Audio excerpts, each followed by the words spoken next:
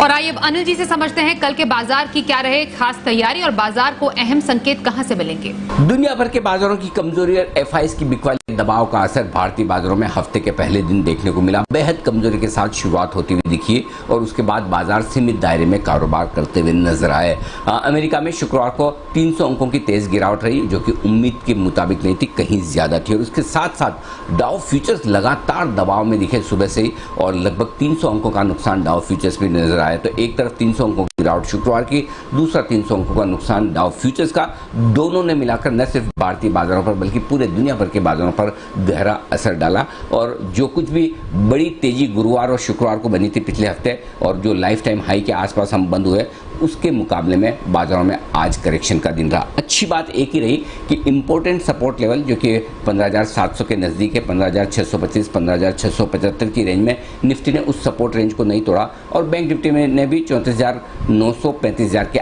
आसपास की रेंज को सपोर्ट के तौर पर लिया। 15,750 के आसपास की क्लोजिंग निफ्टी की और 35,000 के ऊपर की क्लोजिंग बैंक निफ्टी की कमज़ोर तो है लेकिन बहुत बुरी नहीं, जहां पर के ट्रेडर्स ये सोचे कि तेजी का ट्रेंड बदलकर अब फिर से करेक्शन होगा, यानी कि ट्रेडिंग रेंज के निचले सिरों की तरफ थोड़ा सपोर्ट लेने की कोशिश की।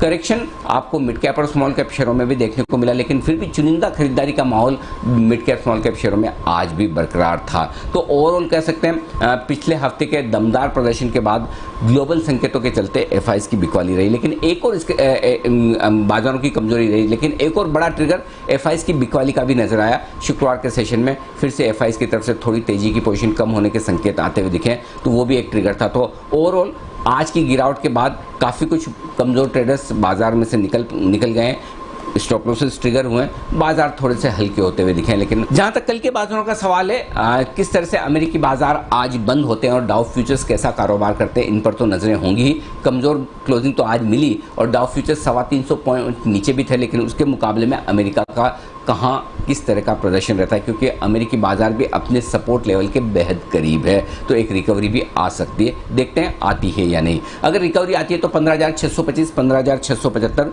निफ्टी पर मजबूत सपोर्ट जो आसानी से टूटेगा नहीं, और ऊपरी स्तरों पर 15,835 से लेकर 15,925 ये ऊपर की तरफ रुकावट का लेवल है, जहां पर बाजार जाकर अटकते हुए दिखेंगे। बैंक निफ्टी का जहां तक सवाल है 34,550, 34,650 स्ट्रॉन्ग सपोर्ट जोन है, आसानी से नहीं टूटने वाला है। और ऊपरी स्तरों पर फिर से 35,450, 35,550 वो रेंज है जहां पर जाकर बैंक निफ्टी अटकता हुआ दिखेगा। लेकिन अगर हल्की भी रिकवरी आई तो मिड कैप और स्मॉल कैप शेयरों का जो एक्शन तेजी का बना हुआ है वो बरकरार रहेगा और आपको वहीं पर फोकस करना है। तो मेक और ब्रेक वाला कल ट्रेडिंग सेशन हो सकता है।